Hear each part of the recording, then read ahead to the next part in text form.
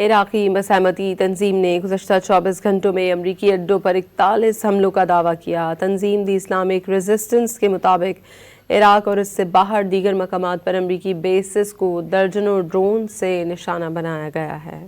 عراقی مزاحمتی تنظیم نے گزشتہ 24 گھنٹوں میں امریکی اڈوں پر 41 حملوں کا دعویٰ کیا۔ تنظیم دی اسلامک ریزسٹنس کے مطابق عراق اور اس سے باہر دیگر مقامات پر امریکی بیسز کو درجنوں ڈرون سے نشانہ بنایا گیا ہے۔ عراقی مزاحمتی تنظیم نے گزشتہ 24 گھنٹوں میں امریکی اڈوں پر 41 حملوں کا دعویٰ کیا۔ تنظیم دی اسلامک ریزسٹنس کے مطابق عراق اور اس سے باہر دیگر مقامات پر امریکی بیسز کو درجنوں ڈرون سے نشانہ بنایا گیا ہے۔